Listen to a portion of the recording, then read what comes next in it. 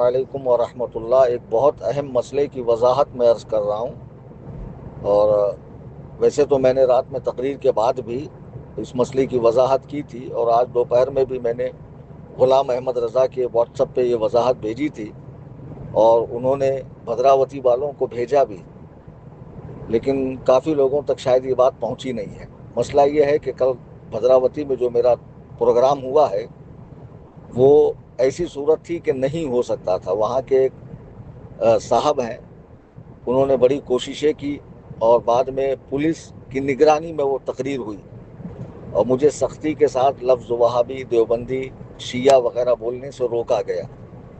بہرحال میں نے تقریر کی اور صحابہ کرام کی عظمت کے حوالے سے آیت قرآنیہ، احادیث نبویہ اور اقوال سلف صالحین پیش کیے، اور لوگوں کو یہ ذہن دیا کہ میرا مقصد کسی پہ اٹیک کرنا، حملہ کرنا نہیں ہے، بلکہ جو ہماری قوم کے نوجوان یہاں وہاں بھٹک کر صحابہ کرام کے بارے میں الٹی سیدھی باتیں کر رہے ہیں، ان کی اصلاح کرنا ہے۔ تو دوران تقریر آج کل جن پیروں کی صحبت میں بیٹھ کر لوگ بگڑ رہے ہیں، ایسے ڈھونگیوں کا رد کرتے ہوئے، ڈھونگی مولویوں، ڈھونگی پیروں، ڈھونگی صوفیوں، ڈھونگی قلندروں، ڈھونگی باباؤں اور ڈھونگی ملاؤں کا رد میں کر رہا تھا۔ یعنی آج کے دور میں جو ہیں، جو دوسرے کام کرتے کرتے پیر بن گئے، کوئی ایسے پیر بن گیا، کوئی ویسے پیر بن گیا، اپنے نام کے آگے بڑے بڑے القاب لگا رہے ہیں۔ تو دوران تقریر میں نے یہ کہا کہ بندر کو نچانے سے قلندر نہیں ہوتا، تسبیح کو گھمانے سے پیمبر نہیں ہوتا۔ تو میں نے کہا آج کل جو یہ قلندر گھوم رہے ہیں وہ قلندر نہیں، کل اندر ہیں، یعنی پورا مال پانی بٹورنے والے لوگ ہیں۔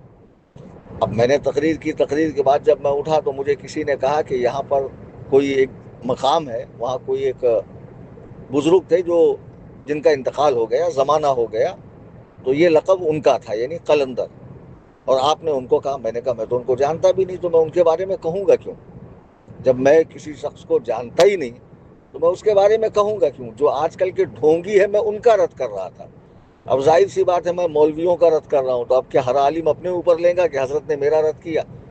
ڈھونگی پیروں کا رد کر رہا ہوں تو کیا سچے پیر اپنے اوپر لیں گے کہ ہمارا رد کیا؟ نہیں، بات کو سمجھنا چاہیے۔ اور رات میں جو میں نے تقریر کی ہے بغیر کسی کا نام لیے، آسان مثالیں اور عام فہم انداز میں، اور قرآن کریم کی آیات سے، نبی کریم علیہ السلام کے ارشادات سے اپنی بات سمجھائی کہ آپ اپنے مسلک پر سختی سے قائم رہو، صحابہ اور اہل بیت کی محبت اپنے دلوں میں بساؤ، یہ پیغام تھا۔ بہرحال میں وہاں سے آیا، پھر وہ جو جگہ ہے وہاں کے جو انتقال فرما گئے، ان کے مریدین مجھے فون کر کے گالی گلوچ کرنے لگے۔ ایک کا نمبر بھی میں نے چینل میں شیئر کیا تھا، بعد میں وہ ڈیلیٹ ہوا۔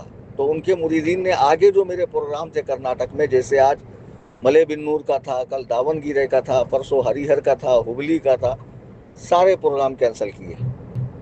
بھئی میں پروگرام کے اوپر زندہ نہیں ہوں، میں نے تو خود ہی کہا کہ 30 مئی کے بعد مجھے کوئی پروگرام کرنا ہی نہیں ہے۔ الحمدللہ میرا کاروبار اتنا وسیع ہے جو میرے گزر بسر کے لیے کافی ہے۔ یہ کام تو میں دینی خدمت کے لیے کرتا ہوں، ورنہ سوچو اپنا علاقہ، گھر بار، بال بچے چھوڑ کر بے آرامی، مسلسل لوگوں سے ملاقات، نیند نہیں ہونا، نہ اپنے مرضی کا کھانا ہے، نہ مرضی کا سونا ہے، بہت ساری تکالیف ہوتی ہے، لیکن تبلیغ دین کے راستے میں انسان اسے برداشت کرتا ہے کہ اللہ کے دین کا کام ہے، میری ذات سے ہو رہا ہے، اللہ لے رہا ہے، بس اسی غرض سے میں آیا تھا۔ تو میں نے یہ وضاحت کر دی، میرا نشانہ وہ صاحب نہیں تھے، میں تو ان کو جانتا بھی نہیں، تو ظاہر سی بات جن کو میں جانتا ہی نہیں ان کے بارے میں کیوں بولوں گا؟ لیکن اگر ان کے مریدین اس طرح کی بدماشی اگر کریں گے تو پھر ان کو سوچنا چاہیے کہ وہ مجھے کرناٹک میں تو روک سکتے ہیں اور علاقے میں روک نہیں سکتے ہیں، تو مریدین کو ضرور ٹھوکوں گا میں۔ تو حساب میں رہا کرو بیٹا۔ میں ملے بن نور میں تھا، پروگرام کینسل ہوا تو پتہ چلا بھدراوتی سے لوگ بڑی تعداد میں مجھ پہ حملہ کرنے آ رہے ہیں۔ پھر ہمارے عزیزم غلام احمد رضا صلی اللہ علیہ وسلم نے مجھے فوری وہاں سے نکالا کہ حضرت آپ چلیے، آپ کی حفاظت ضروری ہے، آپ سنیت کی امانت ہے، قیمتی اثاثہ ہے، آپ کی حفاظت ضروری ہے۔ اب یہ مجھے لے جا رہے ہیں، خیر میں ممبئی ریٹرن ہو رہا ہوں، مگر میں نے جو وضاحت پہلے کی ہے میں اس پہ اب بھی قائم ہوں کہ جب بھی میں رد کرتا ہوں تو موجودہ دور میں جو ڈھونگی ہے ان کا رد کرتا ہوں۔ کسی خاص گزرے ہوئے انسان کو ذہن میں رکھ کر ایسا نہیں ہوتا ہے، اور جب وضاحت کر دی گئی تو بات مان لینا چاہیے. یہ حقیقت ہے. میں نے رات میں بھی کھڑے ہو کر وضاحت کی بدراوتی میں. تو بہرحال جو ہلکی پھلکی وضاحت میں نے پہلے کی تھی اس کو بھی کسی چینل پہ ڈال دیا گیا ہے، اور یہ بات بھی ان لوگوں تک پہنچائی جائے کہ ہمارا اشارہ کنایا بھی آپ کی طرف نہیں تھا، اور آپ کے حوالے سے کوئی بات ذہن میں تھی ہی نہیں. جو بھی کہا جاتا ہے وہ ڈھونگیوں کے لیے کہا جاتا ہے. بہرحال ملک کے حالات بھی ایسے ہیں کہ اس وجہ سے بھی پرمیشن نہیں مل رہی ہے. اب ہاسپٹل میں تقریر تھی تو ہو نہیں پائی، پھر تقریر شاہ نور میں ہوئی، پھر اس کے بعد بھدراوتی میں بھی ایسا ماحول تھا کہ ہو ہی نہیں سکتی تھی. بہرحال وہاں کے ذمہ داروں نے بڑی کوشش کی، پروگرام کل ہوا، لیکن آج کا، کل کا، پرسوں کا اور اس کے بعد 15 تک کے پروگرام تقریباً کینسل ہے، اور میں ممبئی ریٹرن ہو رہا ہوں. اور یہ اچھی بات بھی میرے لیے ہے کہ مجھے مناظرے کی تیاری کا اور زیادہ موقع ملے گا. چونکہ 13 جون کو مناظرہ ہے تو اس کے لیے مجھے بھی کافی ساری تیاریاں کرنی ہیں. بہرحال میں واپسی میں ہوں. آپ حضرات میرے سفر کی آسانی کے لیے دعا فرمائیں. اب دیکھیے، میں نے وضاحت کر دی، اس کے بعد بھی یہ قلندری لوگ جو جاوگل میں جو پیر صاحب ہیں ان کے مرید، حالانکہ میں نے ابھی کیا کہا اوپر، میں تو ان کو جانتا بھی نہیں. میں جو رد کر رہا تھا وہ آج کے ڈھونگی پیروں کا.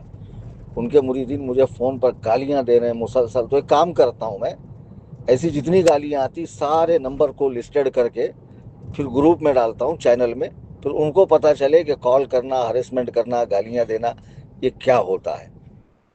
کتنے بڑے جاہل لوگ ہیں. جب میں سمجھا رہا ہوں کہ میں آج کے ڈھونگیوں کو بول رہا تھا تو تم اپنے پیر کو ڈھونگی سمجھتے ہو معاذ اللہ، کہ جو میں نے کہا وہ اپنے پیر کے اوپر فٹ کر رہے ہو. ابے اڑتا تیر مت لیا کرو اور زیادہ پنگے مت لیا کرو، نہیں تو تم ہو محدود علاقے میں، چھوٹے موٹے 1-2 ضلع، 1-2 گاؤں کے اندر. الحمدللہ پوری دنیا میں مجھے خطاب کا موقع ملتا ہے، اور یہ اتنا بڑا چینل ہے جہاں سے 1,31,000 لوگوں کو میں خطاب کرتا ہوں.